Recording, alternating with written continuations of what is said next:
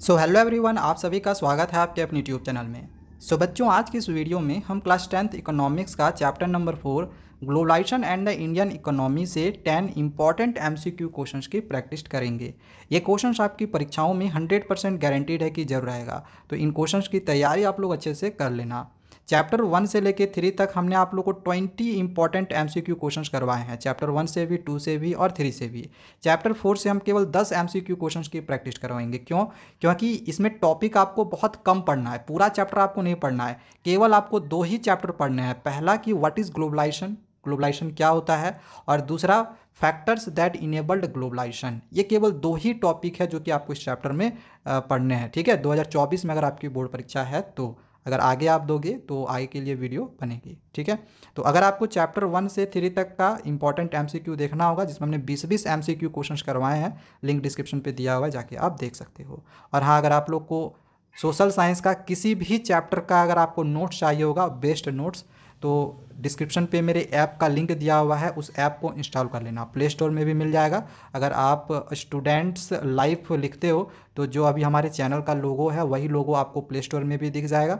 आप उस ऐप को इंस्टॉल कर लेना। वहाँ पे हमने सोशल साइंस के सभी जो भी हमारे चैप्टर्स हैं, चाहे वो हिस्ट्री हो, ज्योग्राफी हो, इकोनॉमिक्स हो या सिविक्स हो, हमने नोट्स डाला हुआ है। ठीक है, और इम्पॉर्टेंट क्वेश्चंस भी उसमें दिए हुए हैं। तो चलिए अब हम एक एक करके सभी क्वेश्चंस और आंसर्स को समझते हैं, और आप भी हमें कमेंट करके बताना कि इन 20 क्वेश्चंस में से आपने कितनों के सही जवाब दे पाए हैं। ठीक है, फर्स्ट क्वेश्चन दिया गया है, which of the following is the agent of globalisation. अब बताना है कि इसमें से कौन सा ग्लोबलाइजेशन का एजेंट है। ऑप्शन ए है एमएनसीज, ऑप्शन बी है फॉरेन ट्रेड, ऑप्शन सी है बोथ ए एंड बी, यानी एमएनसीज और फॉरेन ट्रेड दोनों ही है, या फिर ओनली बी, फॉरेन ट्रेड है सिर्फ। तो इसका राइट आंसर होगा option C, both A and B, यानी कि एमएनसीज और फॉरेन ट्रेड ये दोनों ही ग्लोबलाइजेशन के एजेंट माने जाते हैं। ठीक है, नेक्स्ट क्वेश्चन नंबर 2 है, which of the following is the factor that enabled globalisation.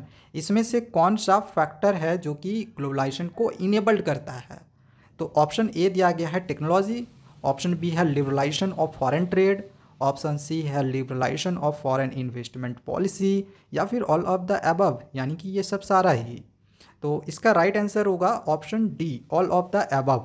Question अगर आपके एग्जामिनेशन में आ जाए कि कौन कौन से ऐसे फैक्टर्स हैं जो जिससे कि ग्लोबलाइजेशन इनेबल्ड होता है, तो आपको ये तीनों ही लिखना है, technology, liberalisation of foreign trade and liberalisation of foreign investment policy. ठीक है, ये तीनों ही फैक्टर है जो कि ग्लोबलाइजेशन को इनेबल्ड करता है। राइट आंसर आपका उसमें ऑप्शन डी होता है। नेक्स्ट आगे आप क्वेश्चन नंबर 3 है, who controlled large part of the foreign trade.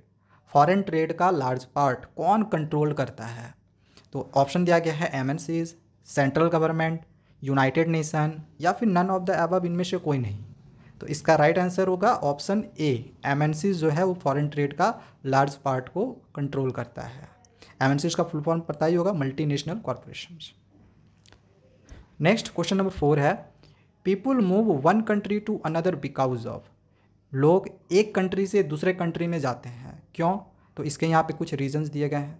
पहला दिया गया है बेटर जॉब्स के लिए, ऑप्शन बी है बेटर इनकम के लिए, ऑप्शन सी है बेटर एजुकेशन के लिए, या फिर ऑल ऑफ द अबव, इन सभी के लिए। तो राइट आंसर इसका ऑल ऑफ द अबव ही होगा। लोग एक कंट्री से दूसरे कंट्री में जाते हैं ताकि उनको बेटर जॉब मिल सके, अच्छी इनकम मिल सके और बेटर एजुकेशन मिल सके, है इस वजह से। नेक्स्ट आगे क्वेश्चन नंबर 5 है, which of the following is not considered as globalisation. इसमें से कौन सा ग्लोबलाइजेशन नहीं माना जाता है।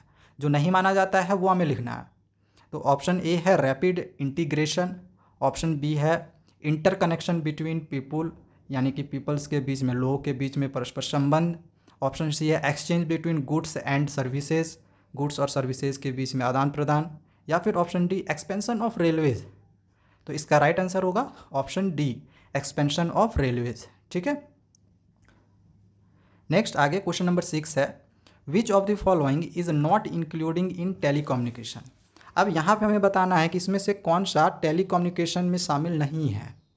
तो ऑप्शन ए है मोबाइल फ़ोन्स, ऑप्शन बी है टेलीग्राफ, ऑप्शन सी है फैक्स, या फिर ऑप्शन डी होगा कंप्यूटर। तो इसका राइट आंसर होगा option D, computer. Next question number 7 है, लिबरलाइजेशन मीन्स। लिबरलाइजेशन का मतलब क्या होता है। तो ऑप्शन ए दिया गया है removing foreign trade set by the government, option B है removing foreign investment set by the government, option C है ये दोनों ही, या फिर ऑप्शन डी होगा इम्पोज्ड ट्रेड बैरियर, तो ट्रेड बैरियर लागू करना। तो इसका राइट आंसर होगा option C, both A and B, यानी कि गवर्नमेंट ने जो भी फॉरेन ट्रेड या फिर फॉरेन इन्वेस्टमेंट लागू किया हुआ है उसको रिमूव करना। ठीक है, ये होता है लिबरलाइजेशन का मतलब। अब आगे क्वेश्चन नंबर 8 है, when was Indian government imposed trade barrier. अब हमें बताना है कि जो इंडियन गवर्नमेंट है वो ट्रेड बैरियर कब लागू करती है।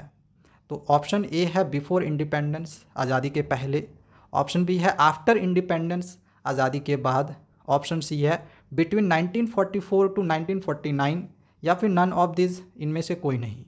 तो इसका राइट आंसर होगा आफ्टर इंडिपेंडेंस। आफ्टर इंडिपेंडेंस, आज़ादी के बाद गवर्नमेंट ने ट्रेड बैरियर इम्पोज किया था। नेक्स्ट क्वेश्चन नंबर 9 है, which of the following essential items were only allowed after imposed trade barrier after independence. आज़ादी के बाद इसमें से कौन सा इसेंशियल आइटम्स यानी जरूरी आइटम्स को ही अलाउ किया गया था इम्पोज लगने के बाद, जब ट्रेड बैरियर पे इम्पोज कर मतलब लागू कर दिया गया, ट्रेड बैरियर जब लागू कर दिया गया तो आज़ादी के बाद, तो कौन सा इसमें से ज़रूरी आइटम्स को पर ही जो था वो ट्रेड बैरियर्स नहीं लगा था। ठीक है, वो हमें बताना है जिस पर ट्रेड बैरियर्स नहीं लगा था। तो ऑप्शन ए है मशीनरी, ऑप्शन बी है फर्टिलाइजर्स, ऑप्शन सी है पेट्रोलियम, या फिर ऑप्शन डी होगा ऑल ऑफ द अबव, यानी कि ये सब सारा। तो इसका right answer all of the above होगा। ठीक है, ये सब सारे ही इसेंशियल आइटम्स थे जिन पर ट्रेड बैरियर नहीं लगा था। अब एक लास्ट क्वेश्चन नंबर 10 है, which of the following is not the impact of liberalisation. अब यहाँ पे बताना है कि इसमें से कौन सा लिबरलाइजेशन का इम्पैक्ट नहीं है, जो इम्पैक्ट नहीं है वो हमें बताना है, ध्यान रखना। तो ऑप्शन ए दिया गया है goods could be imported and exported easily, यानी कि जो सामानें थी उनको एक्सपोर्ट इम्पोर्ट हम ईजिली कर सकते हैं, ये तो इम्पैक्ट है लिबरलाइजेशन का। ऑप्शन बी है foreign countries could setup factories in India, जो फॉरेन कंट्रीज़ है वो इंडिया में फैक्ट्री सेटअप कर सकती है।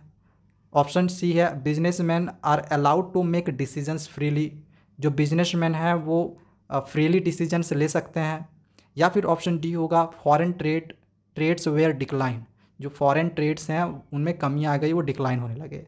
कौन सा इम्पैक्ट नहीं है लिबरलाइजेशन का, तो इसका राइट आंसर आपका ऑप्शन डी ही होगा, फॉरेन ट्रेड्स वेयर डिक्लाइन। जो फॉरेन ट्रेड्स है वो डिक्लाइन हो गया, ये कोई इम्पैक्ट नहीं है लिबरलाइजेशन का, बाकी ये तीनों ही आपका इम्पैक्ट है। ठीक है, अगर क्वेश्चन आ भी जाता है आपके एग्जामिनेशन में कि what are the impact of liberalisation, तो ये तीनों पॉइंट्स आपको लिखना है। तो ये 10 क्वेश्चंस थे जो कि आपके एग्जामिनेशन पॉइंट ऑफ व्यू से सबसे मोस्ट इंपॉर्टेंट क्वेश्चंस हैं और आपके एग्जामिनेशन में यहीं से आएंगे।